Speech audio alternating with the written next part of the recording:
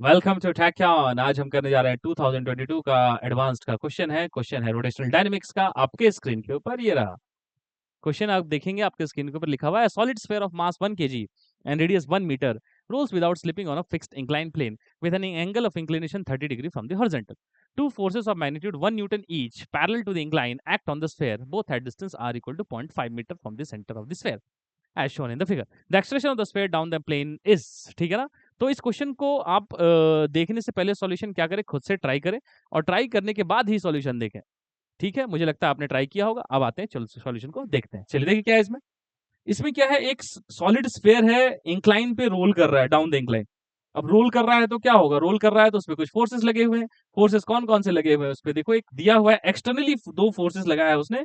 1 Newton का 1 Newton का force देखो इधर से लगाया है, 1 न्यूटन का फोर्स इधर से लगाया है, distance 0.5 metre from the centre लगाया हुआ है। और mg का दो कंपोनेंट है, mg sin थीटा और mg cos थीटा। ये सब चीज दिया हुआ है। उसने क्या पूछा, उसने पूछा है acceleration of the solid sphere down the incline. ठीक है, तो चलो acceleration of the solid sphere down the incline निकालने से पहले आपको क्या करना है, चलो देखते हैं। चलो देखो एक्सेलरेशन अगर आप देखा जाए तो ध्यान से आपको पता होगा एक्सेलरेशन होता क्या है, अल्फा आर, है ना। Acceleration is alpha are.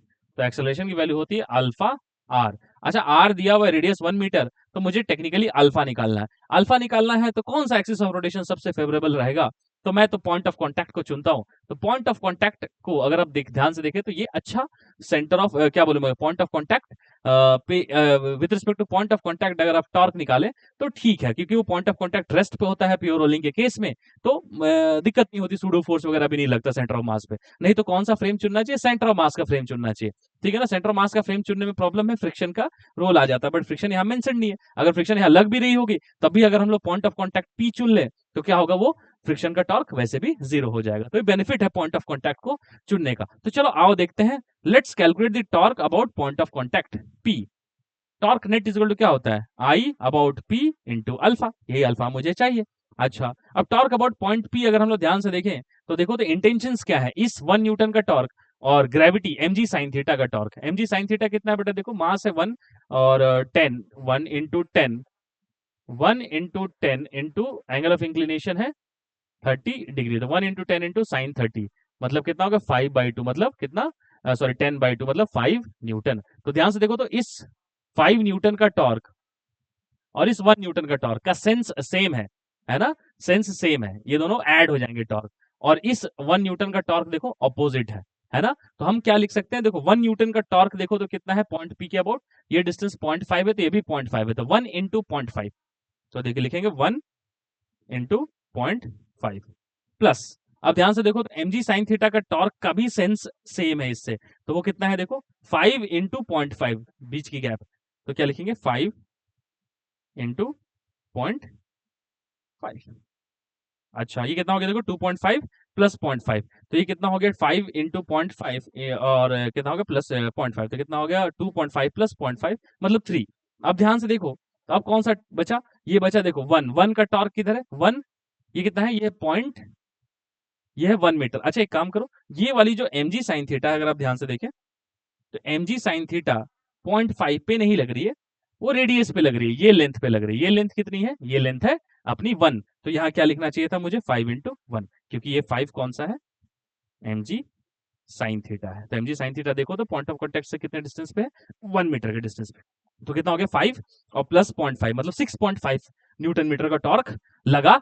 किस सेंस में अगर देखा जाए तो डीएल मतलब आर क्रॉस एफ अगर हम लोग देखें तो इनवर्ड टॉर्क है। अब देखो तो आउटवर्ड टॉर्क किसका है, 1 न्यूटन का। आउटवर्ड टॉर्क कितना है 1 इंटू ये डिस्टेंस कितना है देखो 1 प्लस 0.5, तो 1, ये पूरा ये रेडियस कितना है 1 मीटर और ये वाला कितना है 0.5, तो 1 प्लस 0.5 इज 1.5।